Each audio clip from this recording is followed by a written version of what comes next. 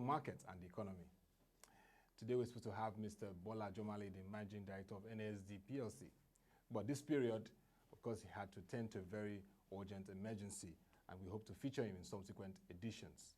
But today we're looking at the developments in regulatory agencies and, of course, reconstitution of boards that's supposed to drive our Nigerian economy. Some recent developments have occurred over the weeks, and we will like to look at those developments and how they impact the financial markets, capital markets, and the economy. With me is my co-anchor, Mr. Bosun Omofaye, CEO of Frontier Africa Reports. Good morning, Mr. Bosun. Nice to have you. It's a Thursday morning. Yes. Welcoming a slight traffic challenge. How has it Well, going? a little bit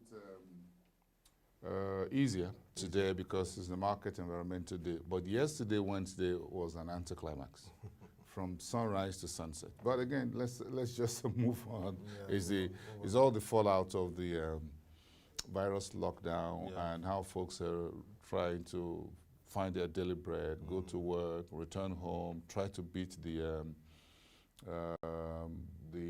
curfew, 8 p.m. curfew in Lagos. And you know the nature of Lagos is that Lagos is a city that is difficult to lock down into a curfew. I can't remember in all the years that I've been in Lagos that the city had to announce a curfew. I can't remember in the last 10, 20 years or more that Lagos had to announce a curfew. And restrict people's movement. Offices are expected to open, or businesses are expected to open from about 9 a.m. to 3 o'clock, 6 hours, in a city that never sleeps before. And when folks close their shops and businesses at 3, then you have a massive vehicular gridlock.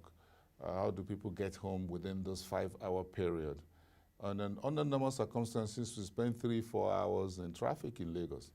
Now, when you have a lockdown, so a curfew for 8 p.m., in which you must be inside your house with your doors locked by 8 p.m., then that means that you can't wait until 3 o'clock to start getting on the road and start driving.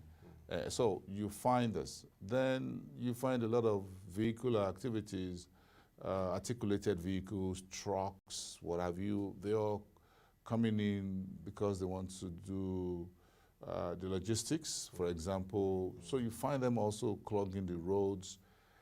Right now, if you look at the city of Lagos, the Apapa, Oshodi, Bagada roads being remodeled by Dangote and the government. The work has gone all the way to Yanowuru now. So the gridlock there is massive on a day-to-day basis. So a number of the vehicles or trucks that need to get to the seaports and out of seaports, whether these are loading petrol, diesel, petrol products or other things, will have to find alternative routes to move. So it's becoming a bit of a nightmare in the city right now on a daily basis. Something the team, both the presidential and state team should really address. You know, this issue of the gridlocks from that Papa axis and all that.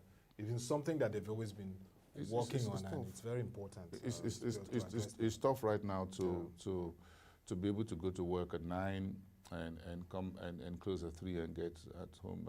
You see the number of folks on the roads that are driving or walking or trying to just make sure they get home before the curfew starts is near impossible, and that's the reality, and that's a fact. So people are even suggesting that why don't they extend it to 10 p.m. 10 p.m. which is 10 p.m. to 6. 10 p.m. to 6 a.m. will be a little bit more like it. Yeah. Will be a little bit more like it. So 9 to 3 for official business, but for the curfew to be effective, from 10 p.m. 10 p.m. might just be it. But I'm sure the state government has its reasons for security, whatever reasons for setting 8 o'clock as day. I'm sure the 8 o'clock wasn't arbitrary, or they may need to revisit it if there's a need to do so. And Lagos State has to resolve the issue about the doctors, the enemy, and the strikes. Yes, Doctors, that's on the... It has to be resolved because at this point we need them. They've been doing their job very well. They've been going extra mile to ensure that they respond to the patients, the COVID-19 patients, they respond to normal patients, and this period, we don't even want to think of it that they will go on a strike at this time. Lagos had always have his hands on a good relationship.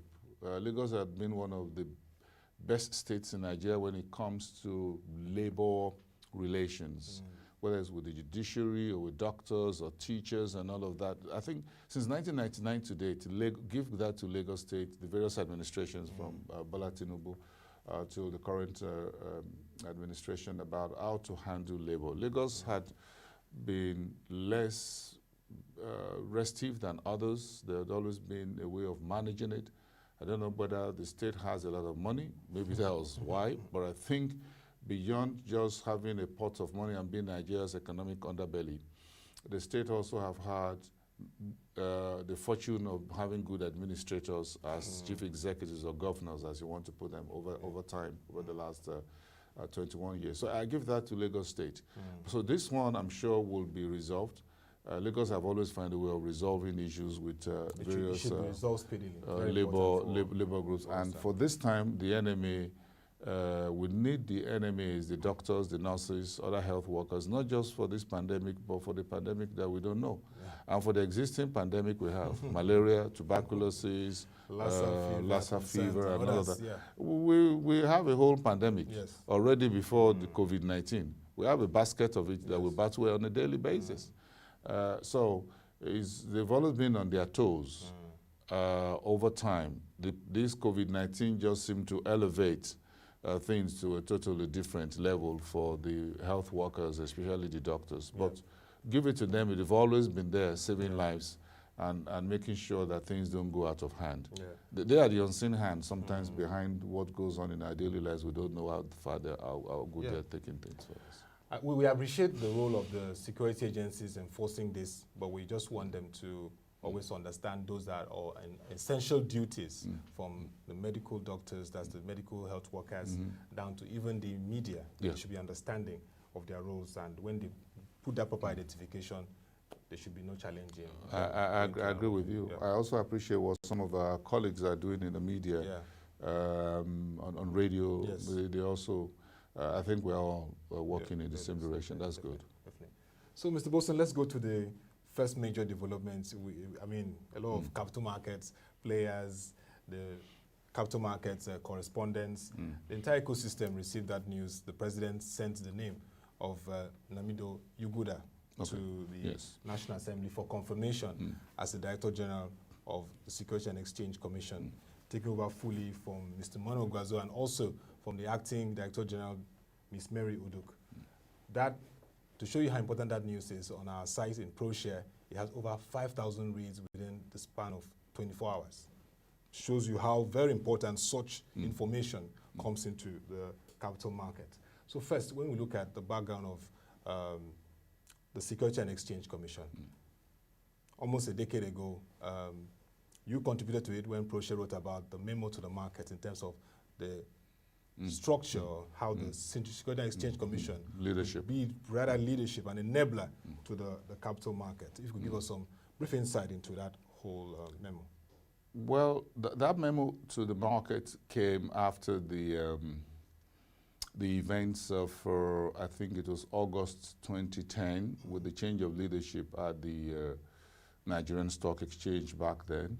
And then after that, we had a new leadership was already at the SEC before the change of leadership at the Stock Exchange. And then things begin to change over time. And I think ProShare back then sat down and looked at developments. Again, before the Director General that was at the SEC then, in 2010, Ms. Haruma Ote was another gentleman at the SEC, Musa Al-Faki, who spent a few years there. And then the thinking here within ProShare was that, look, hold on a second, we're having a bit of leadership change, and frequently so within the market. Then there was an interim ahead of the Nigerian Stock Exchange for about a year or so. Then the current CEO, Oscar Onyema, came on top. So that memo to the market came in there, look, The thrust of that memo to the market, led by the appropriate chairman in putting it together, Femi Awuyemi, was that the market is very sensitive. The securities market everywhere in the world is very sensitive, and the leadership has always looked up to as a confidence enabler, trust enabler. Once you take the banking industry, the next is the securities market. Yes. So, and why is it so again for the securities market? Because it's an investment window. Folks are investing today's money for tomorrow that is unknown.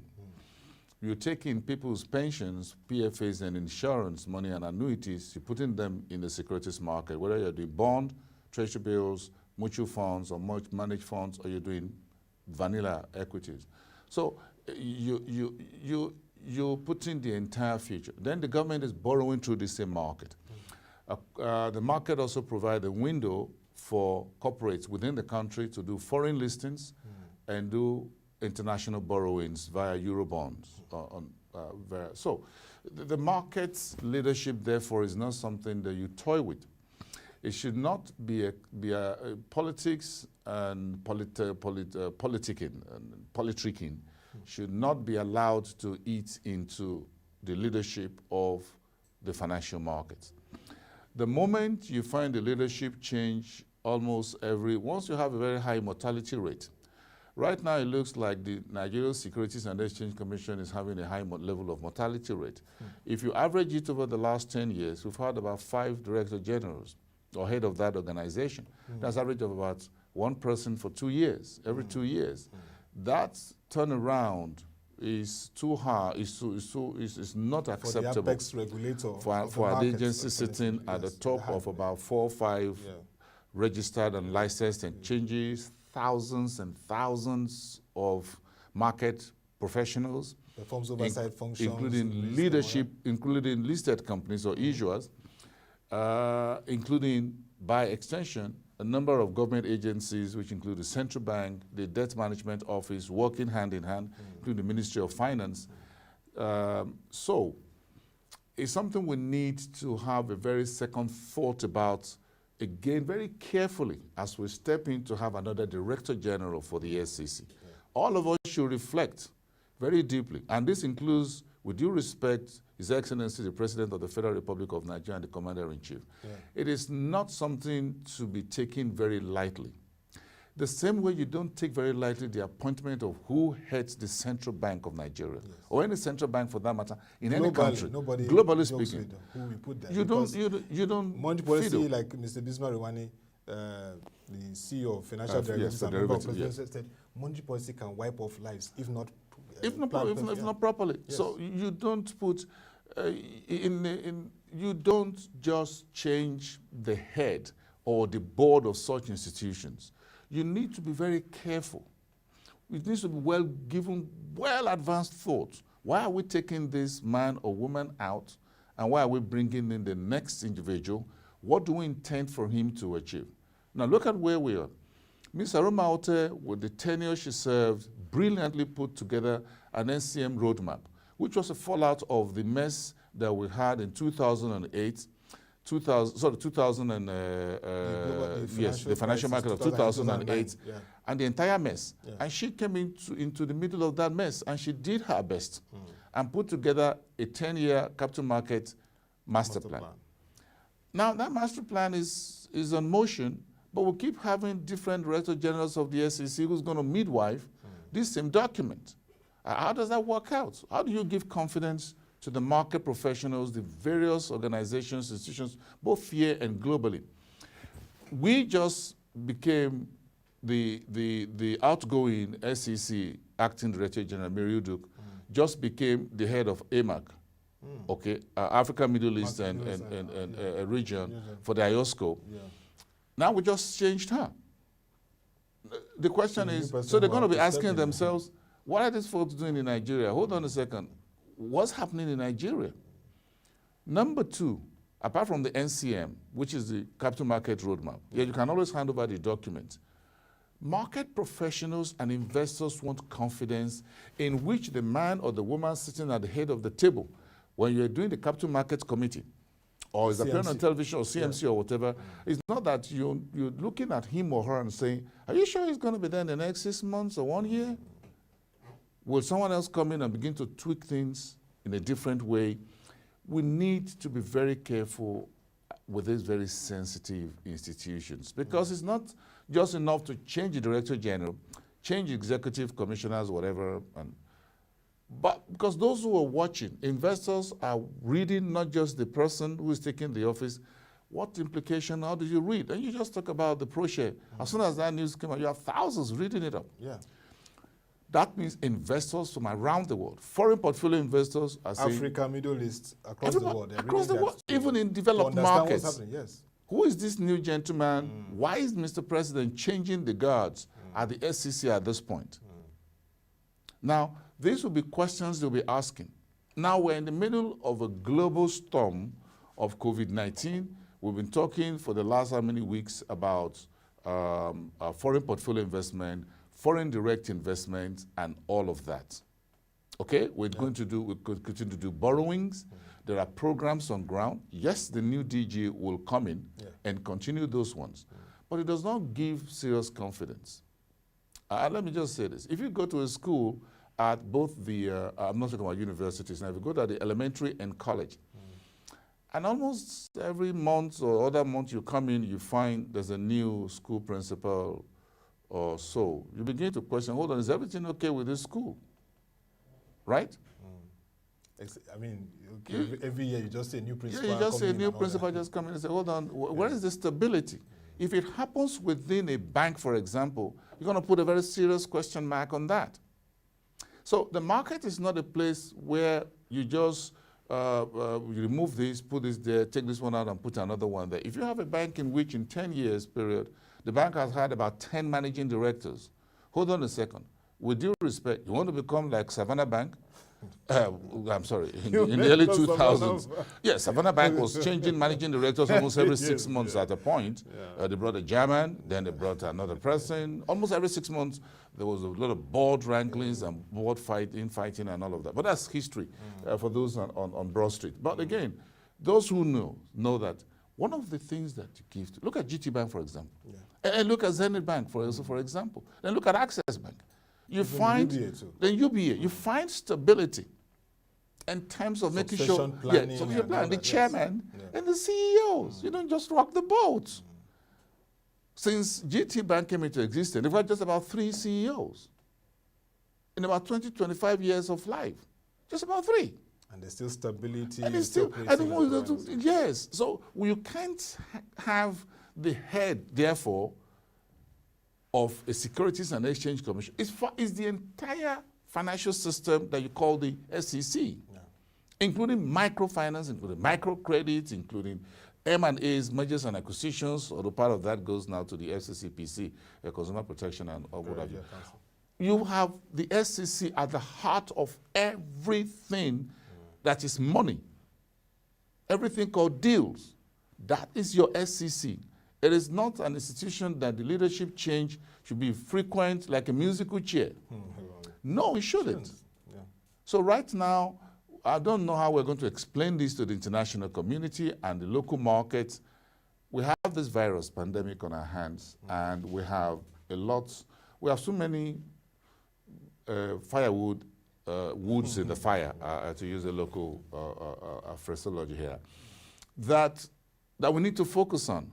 Unless something has been happening or is going to happen in the SEC, perhaps there's a mission specific that Mr. President, in his wisdom as a CEO for all of us and the entire country, has that he wants Yuguda to execute, or there have been things that had been going that are not palatable under the immediate past CEO, that he will want Yuguda, the new CEO at the SEC, the DG, to address. Either of these two will have to be known. But again, I love this process. And why do I love it? It's because Yuguda is being asked, his name is being sent to Senate for confirmation.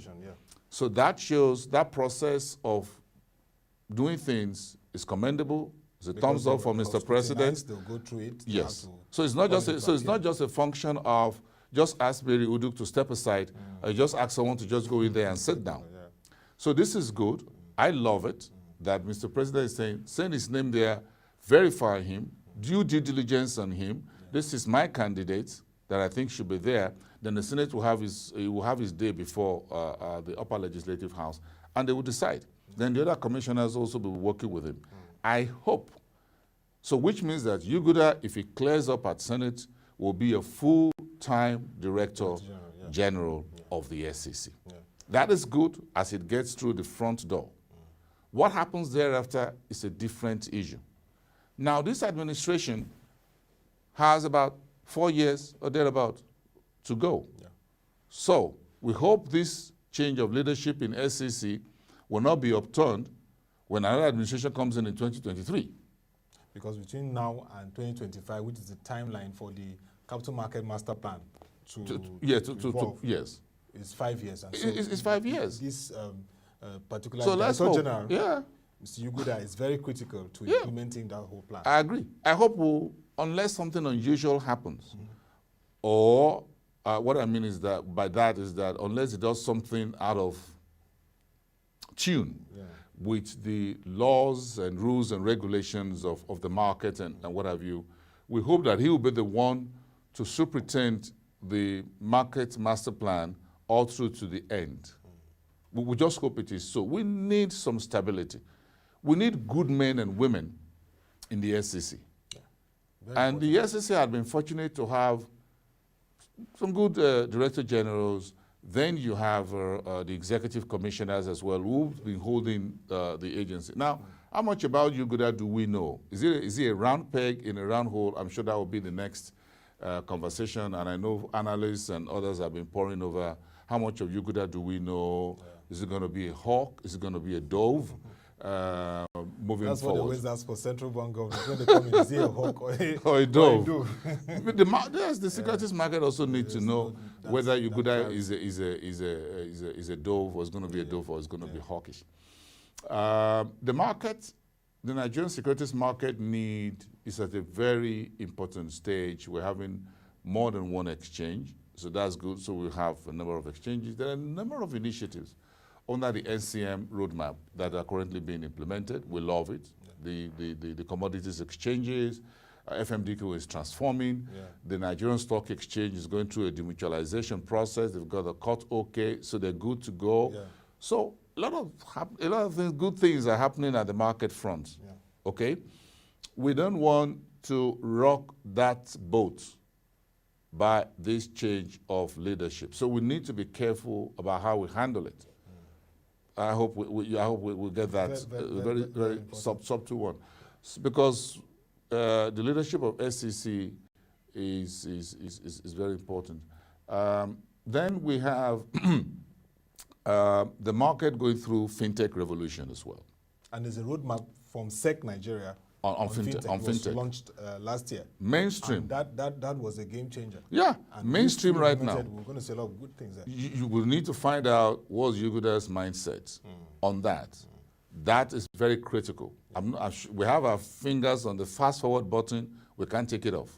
We just have to keep pressing it. We can't stop and we can't slow down on fintech. But we need to ramp up on it. As part of the financial inclusion objective of the central bank for the next couple of years to increase our percentage of financial inclusion. So that is also on one side. Then you have a couple of other reform agenda within the market. The change in CAMA, we want to review the investment and securities RSA. Yeah. The IST just got its own board a couple of months or so ago. They're settling down to sort out some issues. As far as securities issues with it, the interactions is very important between the Apex and the tribunal. And the IST. So the tribunal is also still fresh, as it were. So quite a lot of nice developments are taking place. Yeah. But again, the SEC has to be stable and strong to work with the DMO and the central bank and the Ministry of Finance. Again, looking at Nigeria's fiscal deficit that is increasing, the SEC will have to be there to be part of the conversations around fiscal sustainability for the Nigerian government, So SEC is very critical. In fact, the SEC should be assigned very important roles and should be part of all these conversations moving forward. So whether we're reviewing CAMA at the Senate, also at the National Assembly, we're reviewing the ISA, we're reviewing legislation surrounding even NICOM, the National Insurance Commission itself, and a few others. All of these require a stable head, someone who knows what he's doing at the SEC. Now, you're good at being an independent director, a nominee of the central bank, on the board of the SEC, I think up to 2016 or thereabout, means that is quote unquote an insider. So he understands how the SEC works, and he understands how the market works. So central bank wouldn't nominate him as a director on the board of SEC if he wasn't up to speed until he retired a couple of years ago. Yeah. So bringing him in, to me, looks like a round peg in a round hole. What is... He has an economics background, investment banking, chartered accountant, and a CFA. So he knows the books. I like that. What his mindset is about the issues in the markets is a totally different thing. He needs a broader market view, not just fixed income, but the entire market. Yes, an overarching view of the market and of the issues. Yes. Because we have quite a number of unfinished business in the market. In particular, some of the issues being pursued by the SEC before now. A number of cases are in court. Some, the SEC are taking decisions on them. The courts state action in some of these issues. The SEC has been working very closely with the EFCC, the anti-graft, one of the anti-graft agency, in terms of enforcing market integrity and making sure there's no... Every operator aligns by the market misbehavior. Yeah. So apart from developmental roles, the SEC, the new Director General, will also have to show his hands, and very quickly, on where he stands on some of the big question marks on our markets when it comes to resolving a number of legacy issues that are still bedeviling us. Now we're taking a turn into a new decade, which is 2010. So we'll have to deal with this backlog of issues at the various courts. So we've got to start meeting with reading all the files and get to understand and need to take a position for the SEC and for the integrity of the market. Now, Mr. President the mantra is a man of integrity. I think the next bus stop, apart from the EFCC and the ICPC, is the securities market. In fact, people want to see more and hear more of integrity at the securities market than anywhere else within any market. Because that's where the investment is. I mean, the guarantee of investment is very important. Because a market infraction in the securities market is a capital offense. Yes. It's like first-degree murder. To see people punished for market infractions. You see, unless we come straight and open, and some of us who are a little bit young, but seen a few changes in the market, will remember Georgia, the late Georgia Kamioko, when he was the head of the SEC. Yeah. That was a man that just mere looking at him alone, you have a second thought about committing a rethink about market infraction.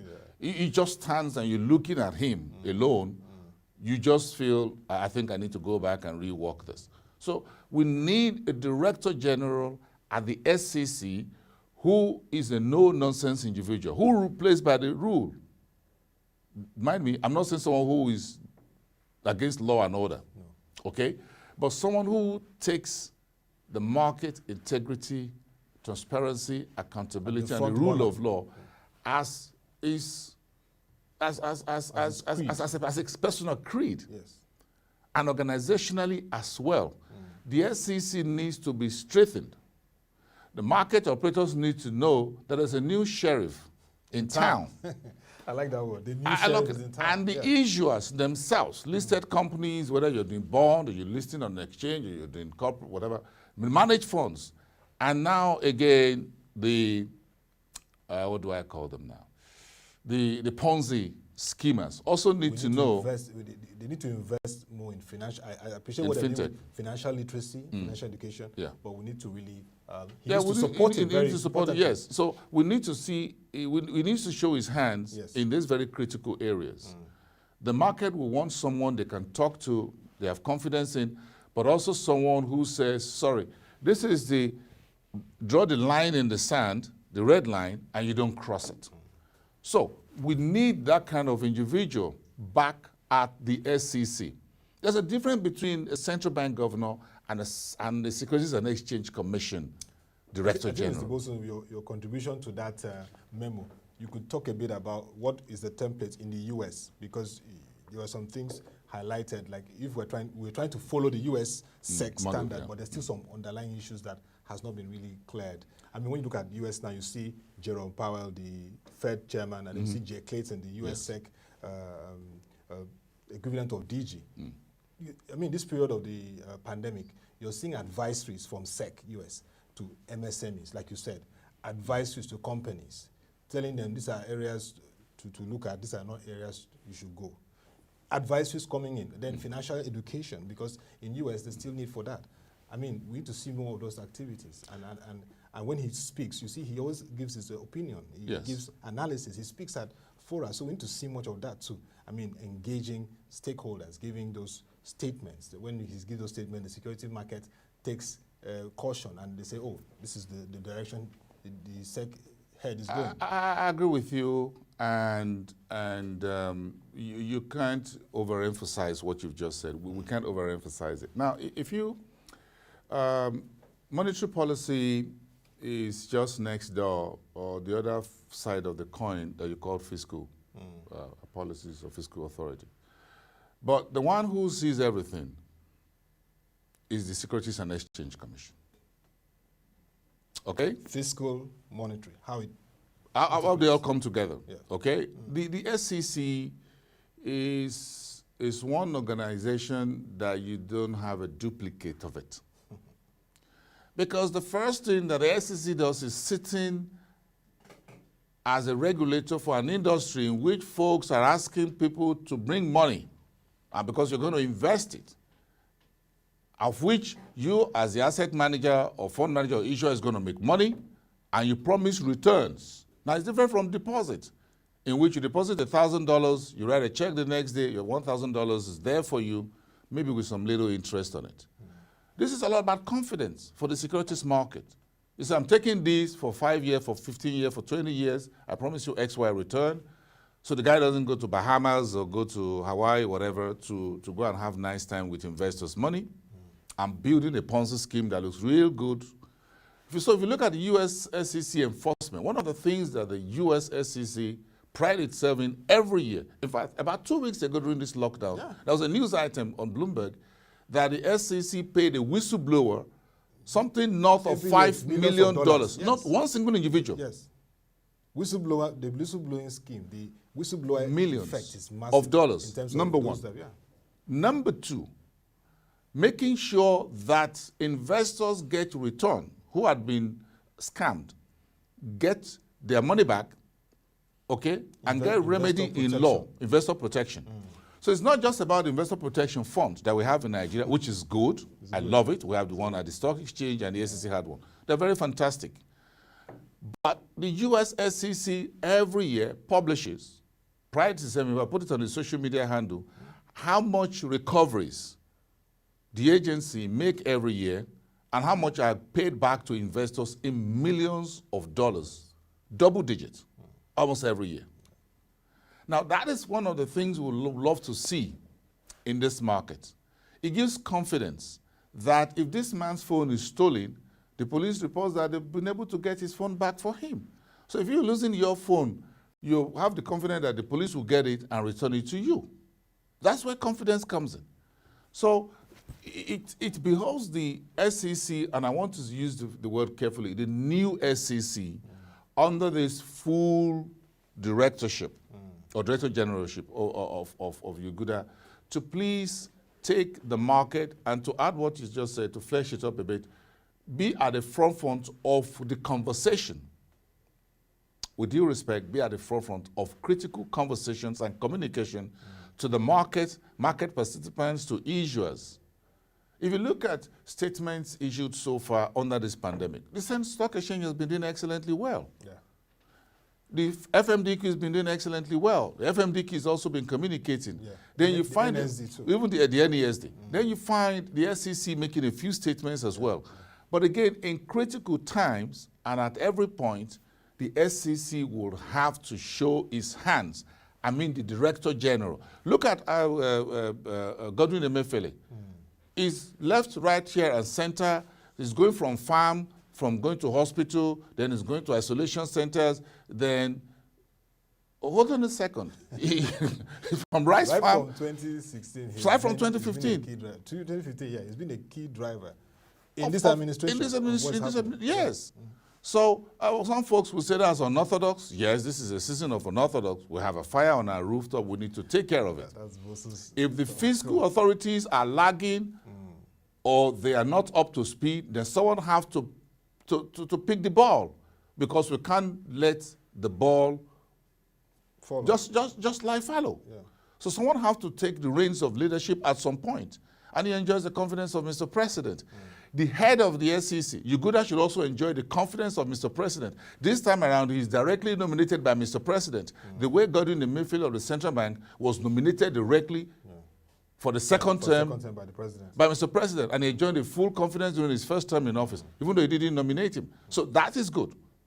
Mr. President had been good to say, look, let's see that he doesn't back a wrong horse.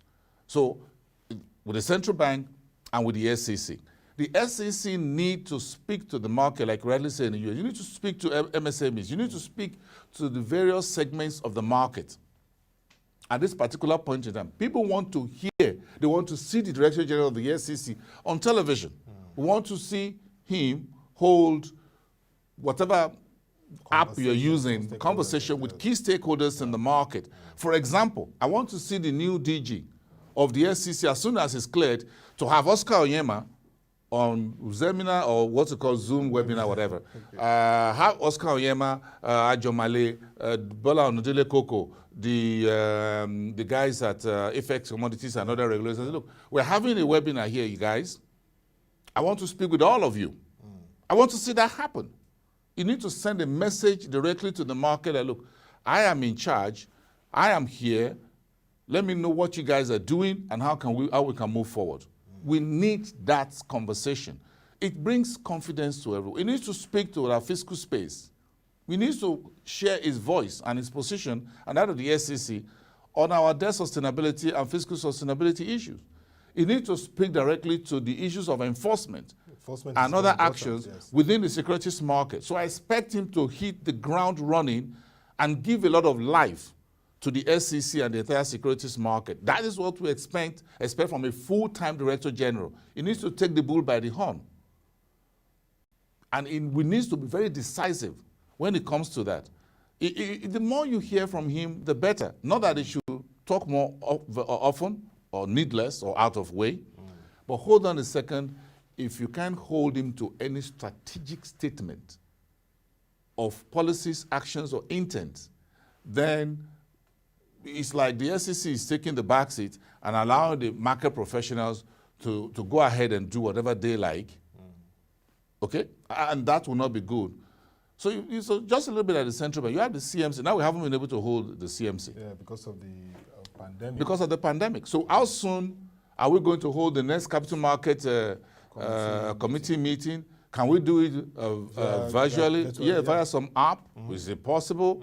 I think Yuguda should be considering that right away. Yeah. Because you have an MPC next week, Tuesday. Yes. So, and once we're done with next week, we're going into June. So we're getting done with the first half of the year. Now, how soon will Yuguda be able to, or the Senate, as soon as it's cleared, the first thing is to find a day to meet with all the head of the SECs virtually, then do a CMC meeting.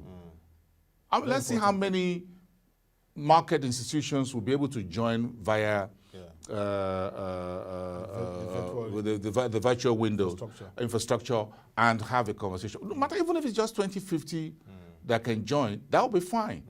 then at least we would have had his voice and his message to the market, and there'll be a feedback of which all of us will monitor in the media. That will be good, but it shouldn't just be cleared by the Senate and it sits down quietly and just a press release via email saying to all the business or market journalists. I don't think that will be good enough. Yeah, and you just mentioned about the media. You should sustain that open communication and engagement with the capital market correspondents and all the gamut of the media, which is predecessors have worked tirelessly to uphold, because it's very important. Information is critical. Very critical. So very that critical. goes to the corporate communications team to sustain that engagement in that regard. I mean, thank you very much, Mr. Bosun. I mean, the issue of market confidence is important, enforcement is important, clarity of statement is important, and this COVID pandemic has given an opportunity to look at how virtual can be really deployed to engage all stakeholders, because once it's confirmed, the CMC has to hold, he has to first engage all the key heads of the security exchanges and then move on to engage all the stakeholders. The broader market, yeah. I agree with you. We wish him all the best, and we hope that market gets stronger. And the capital market master plan is taken seriously for implementation, and all those aspects. And if it needs to be reviewed in any way, I don't mind. Definitely. If it needs to be reviewed, because I'm sure as soon as it comes in, we'll read all the files. And the reports of the various committees under the NCM roadmap. So it will read everything and all of that, well apprised of situation of things. And if he thinks there's a need to tweak it, that's it's fine. That's okay, as long as it gets better than where we were. Yeah, financial literacy, investor protection, very, very important in this period. Thank you very much. And that will be all for the market review today. We had an interesting conversation on the newly nominated Director General of the Security and Exchange Commission, Mr. Lamido Yuguda, who we expect will be confirmed soon by the Senate and will hit the ground running, playing the role of the head of the apex regulatory agency of the financial and capital markets. We'll continue this conversation tomorrow on the market review. You can join our website, www.proshaeng.com, to watch our videos, get onto our news stories and our reports and analysis. Don't forget this period that ProShare has packaged for you the Corona Central Watch, where we give you the world, national, and state tracker on COVID-19. And also there's an interesting platform, a game changer, Debtors Africa, giving you insight into debt recovery and debt management and activities in the financial market. Log on to www.debtorsafrica.com to get all those insights you need. Till we come your way again, thank you for watching, have a nice day, and stay safe.